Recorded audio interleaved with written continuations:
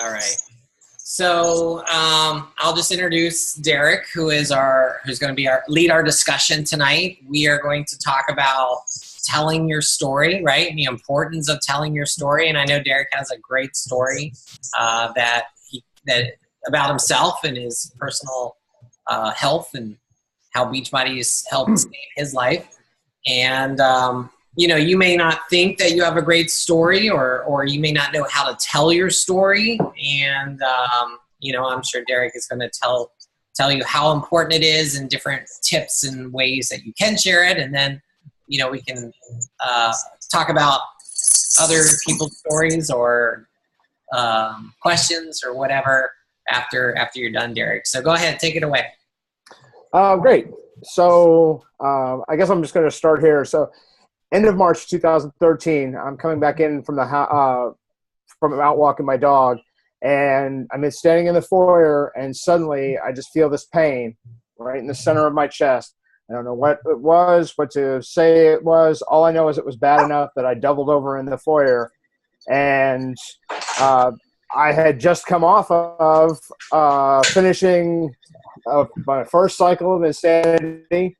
I had competed in a half marathon about 2 weeks before that first bout and had actually set a personal record doing nothing but insanity. I didn't run a mile the entire time I trained for that half marathon and shaved almost 2.5 minutes off.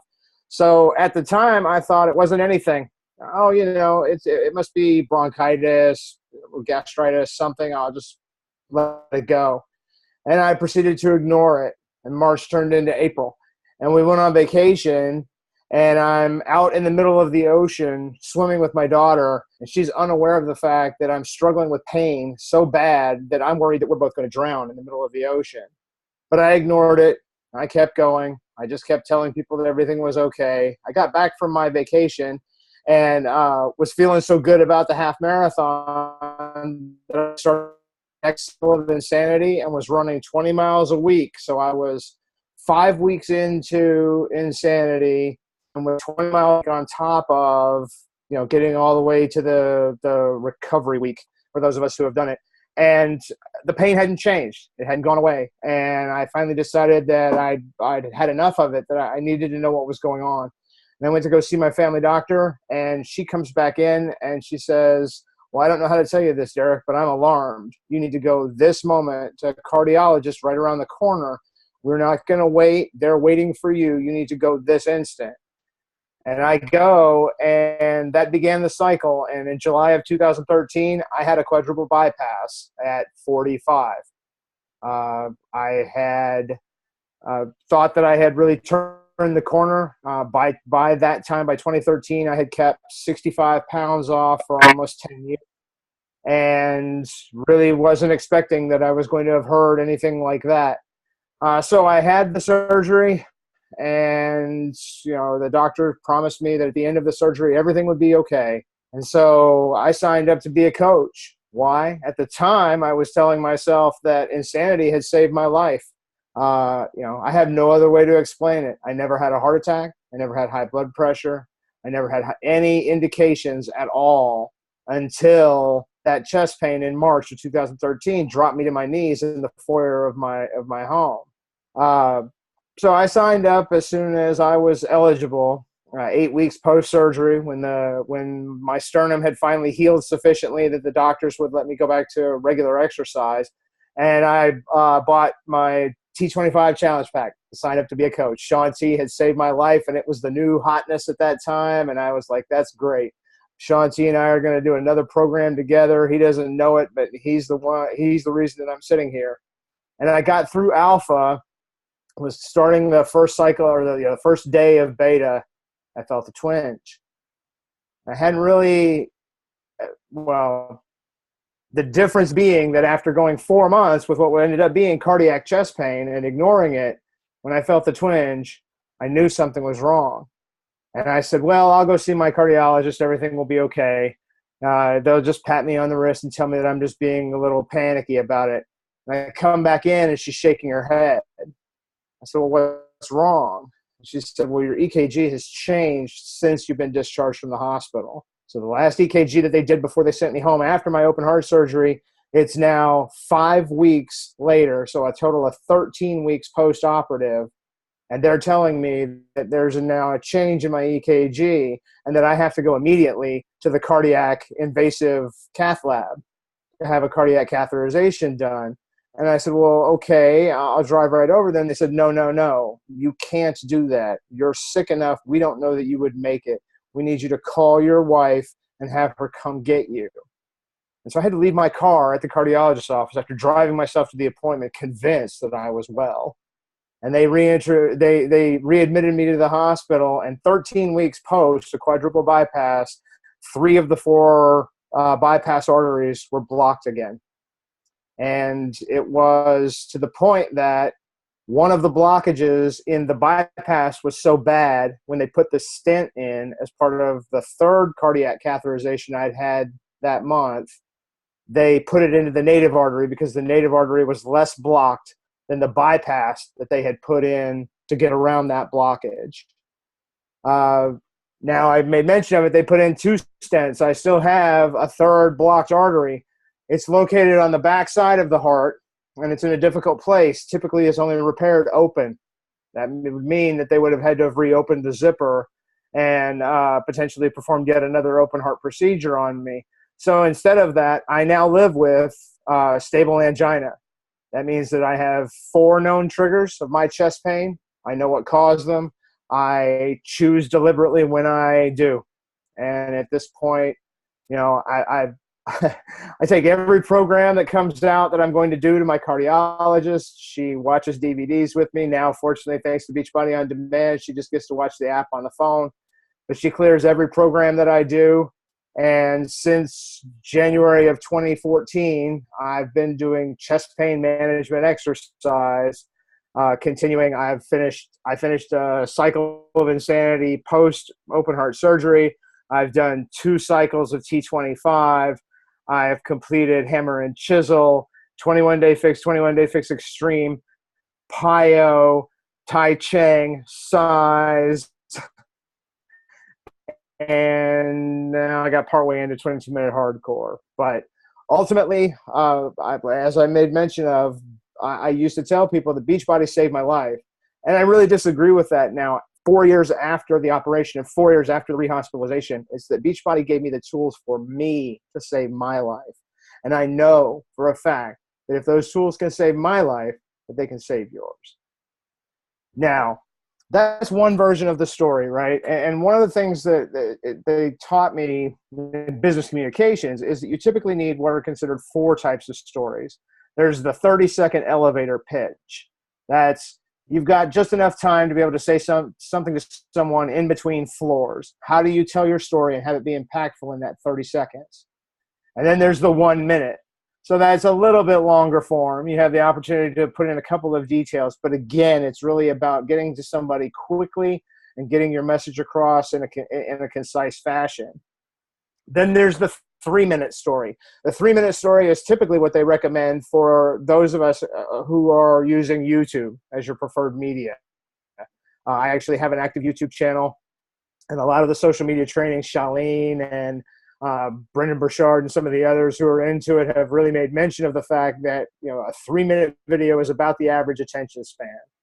And then there's what I call the long form story, which is what I just got through telling you, where I put in all of the details and I talk about all of the things that were pivot points in the story, as long as I can keep the action moving forward. So really, you're not telling just one story. You're figuring out how to tell that same story multiple times. It really depends on what your audience is and who it or how you're trying to reach them.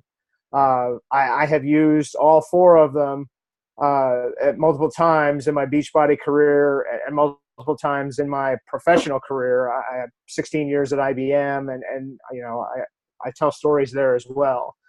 Telling stories is very important in our business. I devoted a fairly extensive amount of time to telling stories, to refining my story.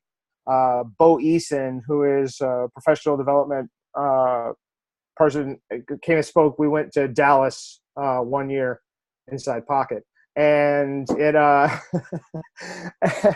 and at the time he offered the training course. Now I had already invested in Charlene's Marketing Impact Academy, and so I didn't really have the money to go to his in-person seminar, but I bought his kit, and it included the DVDs and his journal and his tips and techniques. And I've really been spending a lot of time trying to refine my story based on what I've been learning, and have focused a lot of my personal development around being able to tell not just my story, but other stories. I guess the last thing that I really want to end on here is I don't know how many of you have heard the name. I know she was just recently on the National Wake Up Call, Ruth Schroner. Ruth was originally from Raleigh. I came back from my first summit, and the Super Saturday after my first summit, there were 14 Super Saturdays I could drive to. And at the time, I thought that was crazy. And so I took it upon myself to form what now is the Raleigh Market Council. And at the time, our first Super Saturday was the fourth quarter Super Saturday, that 2014. And Ruth heard me tell my story, and she's now like number 8 in the company. And she became a 15-star diamond and walked the stage at Summit. And it was my story in 2014. And she still tells that to this day, that she heard me tell my story at the very first Super Saturday that she ever went to. And she realized how impactful this company and these products really could be in people's lives. And now she's well on her way to the Millionaires Club. Like I said, she made Superstar Diamond between 2014 and stage this past summit.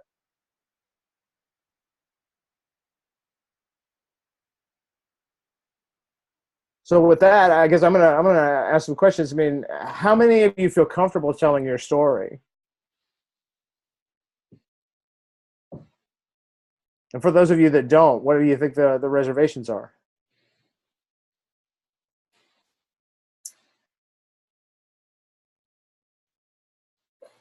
Well, I'll just say first, Derek, that yeah, you have an amazing story, and yeah, I had no idea that you got it plugged again. I knew you had the open heart surgery, so that's just amazing. You know, if I had that, I would be scared to do any workout.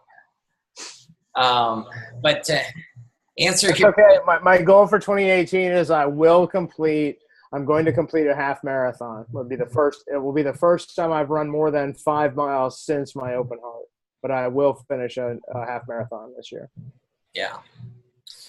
For me, even, you know, doing this 7 years now, it still scares me to death to share my story with people, you know, and so it's easier with coaches because we've all drank the Kool-Aid, right? But with friends and family and people I don't know, it still scares me. So yeah, what's your advice for people to get over their fears?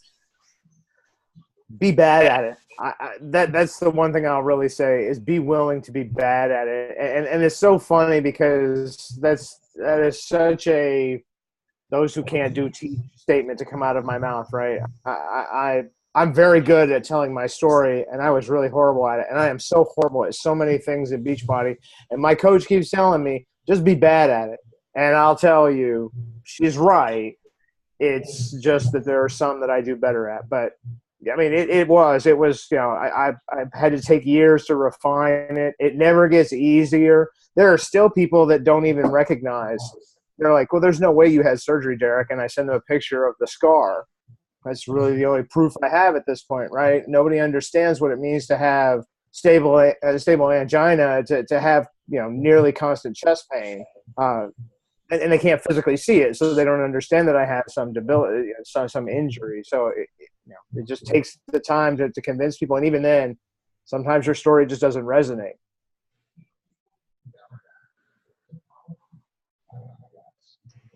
Yeah, before I was comfortable telling my story, I had a lot of fear. The thing was, what would people think? What are people going to think? People are going to judge me. And I was already coaching, and I had a group going with a bunch of people, and I didn't want to share my story because I thought if I was to tell people that I'm a recovering alcoholic, that I'm a recovering drug addict, that they would all leave my group. Like, what? You fooled us.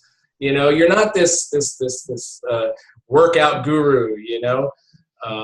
And that's what I was scared of. I was scared. But the one thing, and kind of what you've experienced, Derek, I heard a coach tell me, you know, don't you dare leave someone else's future trapped inside your mouth. And that was the one aha moment. That was the one thing that resonated with me. When I heard that, I was like, wow. If my story, I don't care if everyone leaves my group. If telling my story could just help one person, then it would be worth it. And then that's when I started, and at first it wasn't very comfortable. I was sharing, you know, little breadcrumbs, but that is when it started to get easier to do that. So, you know, my advice is to think that way. You know, your story can change, just like Derek's story changed Ruth, right? Was it Ruth? Ruth's life and everything. So, you know, don't you never know who's going to resonate and who's going to be attracted to that story and how it can change their lives.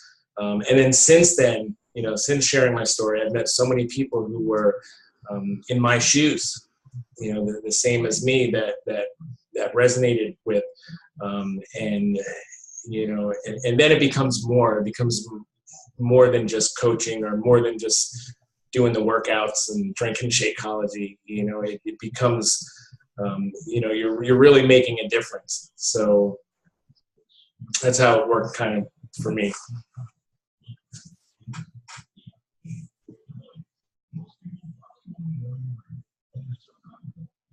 Anyone else have anything? So what's your elevator pitch? I mean, how do you know, you're in the elevator or you just see somebody briefly, how do you whittle that down, or what's your... Well, so my 30-second story is that I'm an open heart surgery survivor, clean eating zealot, rock star single father who loves to play soccer and work out for fun. Wow. Right? And that's my 30-second story. And I mean, you know, and obviously, right, that's shorter than that. But I mean, the point being that, you know, if I'm trying to introduce myself to someone, or if I'm trying to indicate why it is that what I have to say about fitness might be worth something hearing, that's a fairly concise way of getting it across. And getting them interested in. Mm-hmm. You know, and hearing and sharing some personal details, right? I mean, you know, a rock star single father, you know, clean eating zealot. That doesn't mean that I'm perfect at it, but it sure means that I like to believe that I'm at least aware of when I'm making horrible mistakes.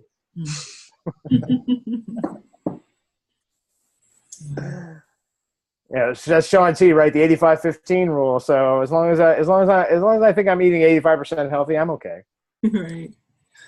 Clearly. Yeah. Very good. And Derek, why did the clogging come back? I mean, I guess that's not related to the story, but why did it come back so fast? They don't know. I mean, other than to say that it was genetics. My father's father died at 52 of heart disease before there was bypass surgery. My father had his quadruple bypass at 45, and he died at 52 of heart disease. I had my quad at 45. Wow. So, I mean, that's all they could really offer. They honestly had no idea. The surgeon came back in to see me when I was readmitted, and he said, your bypasses look 20 years old. What have you been doing? And I said, well, I've been doing T25. And he said, what do you mean? And I showed him the DVDs. He said, well, that shouldn't have killed you. And I was like, well, no, I didn't think so. And he said, but you're sick. You're really sick, Derek. And they shut me down. And yeah, I mean, and in the long form story, similar to your point, I mean, in the long form story, I have, there's a period there, 2014 into 2015, where I suffered from depression. I went to bed every night convinced that I wasn't going to wake up. And I woke up every morning convinced that the next bout of chest pain was going to put me back in the hospital, and they were going to open up my chest again. And I had to be treated for depression. the open heart surgery and the treatment for depression cost me my marriage. I'm now divorced, and like I said, I'm a single father. But when I had the surgery, I was still married. A lot of those details get shortened out or get added in as I need to as I'm working in the long form. And I guess in that sense, I know some of you use Practical Social Media University. I've used the blog form for a lot of that. When I want to tell longer stories, that's usually where my blog posts come in. So that's again why I'm interchanged between the length of the story. So the tagline on like my page and the tagline on my website are the 30-second story, and then I have YouTube videos that are the short form story, and then I have blog posts that are the long form story, and then even further than that, I mean, Bo Eason, for those of us who have seen the training, tells his story all the way from playing football in high school to the point where he's starring on Broadway. So he tells a very long autobiographical story across that entire span, and I'm working on that, trying to do what he's coaching in the sense of telling the timeline as individual episodes, not really trying to piece it all together, but try to tell the individual episodes that keeps the storyline moving and has impact. That's pretty raw. I'll be honest. As in fact, there's the book, Personal Story Power. This was part of the Bo Eason kit, and it's just blank pages that I've been writing my story in, and that's I mean, and some of these are really I can't even read them in that regard. It was almost embarrassing because a couple of the times I was writing those stories on a plane, and I'm bursting out into tears as I'm replaying some of this episode of my life, and people are like, "Are you okay?" and that kind of thing. I mean, so telling your story is very raw. That's one thing that I will say, and it's hard. Telling it to yourself can be hard. Reading it for yourself can be very difficult. I found writing it down made it easier for me to be more, dispassionate. That's not really the right statement, but I mean, I didn't get as emotionally attached to it if I were just reading the words. So I would write it down. I'd read it aloud to myself. It sort of desensitized me to it and allowed me to sort of shape and massage the story along as I needed to be able to get it to something that was easier to tell. To Greg's point, it's still never easy. I don't like talking about myself. I was sweating bullets at that Super Saturday to have to tell my story. And if there's a recording of it, my voice is shaking. The microphone is shaking. I'm really struggling to be able to keep it together. Then Jessica Nelson came and did a Super Saturday for us, and we told another version of the story, and I got to tell my story in 3 minutes through the emotion of fear. And that's out on YouTube. She did that with 4 of us, and that one, again, all of us were in tears at the end of that one. So it's never easy. You just have to learn which details no longer have power over you. That's really the easiest way to say it, because we're sharing our pain. We're sharing what hurts us. And the only way it can continue to hurt us is if you continue to give it that power. And I guess that's the mindset that I've really taken about the story that I tell now is that I have no shame about where any of those things, because it got me to where I am now. And I like who I am now. So that path couldn't have been all that bad. It might have seemed horrific in the moment, but it wasn't really that bad. I heard the Jessica Nelson Super Saturday one, or I saw the video of it. So share that again on our page, because that was awesome. Yeah, I'll share it in the Engage group. I'll be happy to post a link to the YouTube video out there. How do you tell your story on social media? I know Brian mentioned breadcrumbing. So how do you breadcrumb, that to getting a challenger, Well, that's where, again, the do as I say, don't do as I do, right? I'm not doing well at converting. My story doesn't seem to resonate. What I've been focusing on is trying to find other people's stories. I mean, I have yet to have anybody hear my story and either go, oh my God, yes, I need to do that, or, be motivated, inspired by it other than Ruth. So a lot of what I'm doing now is I just tell other people's stories. So I breadcrumb mine to get them interested, but ultimately to convert, it's telling somebody else's story. It's funny. I have no other way to say it, right? I have no doubt that there are those on this call that you could take my story and find a challenger. Well, you got to have the right market, and you got to be targeting the right people, right? So right, and I did try that. Right, that was a big part of the problem for a while. I was trying to target people who I thought were like me, and it turns out that I'm kind of an anomaly. That most of the people that I was talking to were far too sick, or far too unwilling. They had really let the disease beat them, and I had a completely different mindset and a completely different focus, and it didn't allow us to really click the way that we should. Right. Yeah, I mean, well, we don't need to get into, advice, but I mean, going after people that maybe haven't had the heart attack yet, but, are headed that way, or they're afraid of heading that way would be better. That was me, right? That's the way I was headed. And so, I was able to hopefully turn the corner and turn things around, but like you, it runs in my family. Both my one grandfather died of heart attack, and my other grandfather had several in his lifetime. So it's definitely something that keeps me motivated. Does anybody have anything else before we wrap up?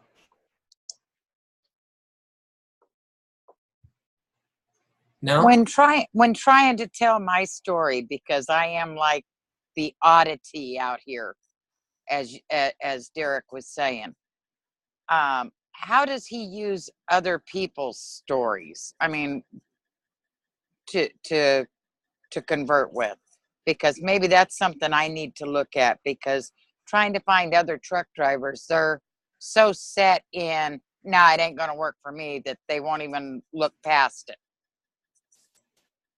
Well, so what it really came down to was that I pay attention to the challenge winners, and I don't mean the big ones, but I mean they have the monthly and the quarterly and all of those kinds of those, and then I've got a lot of coaches on my timeline, so I pay attention to their stories, and I just pick the ones that to me strike me as having the potential. Right, a single mom who has had problems in her life, who found Beachbody was a way to set her financially free, or the story of someone who managed to get off their diabetes medicine. All of those kinds of stories, just keeping them in my back pocket, and then really trying to listen to what my potential client is saying, and finding from what they're sharing with me what I believe is the story that will resonate. And it just takes its memory. I mean, or relying on a third-party tool. The pro thing from a network marketing perspective is to rely on a third-party tool. So not necessarily memorizing the story as much as knowing where the link is to the YouTube video for the story that resonates, and then using that tool to be able to tell the story, and then just following up with the customer. Okay, so you basically use it more on the backside of talking to them than in the forefront of your news media? Yeah. I mean, well, other than recognize, right? Where I will share stories of other people that aren't mine. I mean, you're supposed to be doing that anyway, to be able to give praise for anybody that's doing anything in your life. But for the most part, I've begun the conversation and I started the discussion. They are aware of the fact that I'm doing fitness. They've at least heard part of my story, but I don't count on my story being what helps them reach that decision. I haven't seen it happen where somebody went, my God, Derek, you're right, sign me up, kind of thing, just from me telling my story. Okay. I was thinking of someone who does an awesome job at telling and sharing their story. That's Tulin Emery. You guys know her, follow her. Yeah, I've seen her. Yeah, she has like 100-pound weight loss. And there are plenty of people that have 100-pound weight loss who coaches that they can't sell a challenge pack to save their life. So what's different about Tulin? And it's how she tells her story. So if you guys don't follow her, like, check out her Instagram. And I think she's got 100,000 followers on Facebook and 30,000 followers on Instagram. Just see how she does it. It's amazing. And, I'm sure you could learn, from her. Yeah. Even if you don't know her story. So. Yeah. Because like my day-to-day life is not what I consider interesting. I mean, I'm driving a truck, driving down the road all day. It's kind of hard to take pictures. Right. And, a lot of what I do is the same areas. So it's not, it's kind of like going through your house and saying, here's my living room. And a week later, oh, we're back at the living room. I know. But Connie, I love to drive in nature. So just know, I mean, there's beauty all the time, especially because you're getting to see so much road, so that even if you're taking the same picture of the same area or whatever, that just know that. Yeah, because that's where I'm glad to get your input on that, because what I see is the same road. And it's not. I mean, if you'll take the picture because you've seen it many times, but for us, there's always going to be a magic or something, you know what I mean? But if kind of like that day that I took the pictures going across the swampland, I called it, down in New Orleans. That's right. I always think your pictures are so interesting. So, I mean, I think that there are a lot of people that would probably love to follow a woman truck driver and just experience what you experience, You should get one of those little GoPro cameras that put on your dashboard, and you're always. Well, I'm actually considering, and it's going to cost me out of pocket quite a bit, but I'm looking at what they call a GPS, which has a dash cam in it. Oh, nice. And that way it will take pictures for 24 hours and loop, and it will only save what I ask it to save. So if I want to save it for the last 24 hours, I can save it. Yeah, that would be pretty cool. And then you could always pick stuff out and, Yeah, I'm thinking that might help me a little more. Because see, I got into this, like I said, because I quit smoking and gained the weight. Mm-hmm. And I wanted to lose the weight. But I also have the fear of getting humongous, because my brother was 400 pounds, 535 pounds when he passed away, and nobody knows why, because they couldn't put him on a PET scan or a C scan, anything. Wow. So, that's a story right there. Yeah. The smoking and your brother. Yeah. That's two stories. Yeah. The smoking, yeah. Yeah, that was the hard part, but I did it. 3 years now. Actually, the 21st of this month will be 4 years. That's awesome. And so many people can relate to that. Yeah. That's a great story. Hey, Connie, also with that camera you were saying, you could actually take pictures and make the story on Facebook or even Instagram and create a story. A daily, yeah. Yeah. Like an Insta story, right? Insta story, yeah. Yeah. Those are good. A lot of coaches are doing those now. But then you want to tie in, obviously, Beachbody and working out and how you live a healthy lifestyle and all that stuff. Well, it's like my son-in-law one day commented on one of mine, and he says, now how do you do that and know somebody's walking by and keep a straight face? And I said, I try to ignore that they may be walking by. Yeah, but you're in your truck, so no one sees you anyway, right? Oh yeah, they do. They do? You got them big, huge windows. Oh. I'm kind of like in front of the bay window, You got those drapes that you can pull. Well, unfortunately, not in this truck. In my other truck, I did, but this one, the only ones I got go between the bunk and the cab, and then I lose the room. Right, right. So I'm trying to get over my fear that, you know, somebody out there is watching me, and I'm going, well, good, maybe they'll get the idea. I was gonna tell you, put some neon lights. I'm working out on the outside of the truck. So they Right. can look at you. So yeah, it's like now today. See, I've been driving all day today and just shut down about an hour before this, and I figured I better get me something in my belly so that I could get through this. And now then I got to do my workout after this. So my workouts may be like first thing in the morning. They might be later in the afternoon. They could be during the night. It's just because of the way my day is scheduled around everybody else. Yeah. I can't say, okay, I'm going to get up in the morning, I'm going to do this, because by the time I get to bed, I'm getting up like 5-6 hours later to start driving, and I've got to be alert for driving. That's an inspirational story right there. I was just gonna say that. Yep, that's another story that could. Yep. All times of the day, you know, around your schedule or whatever. Okay.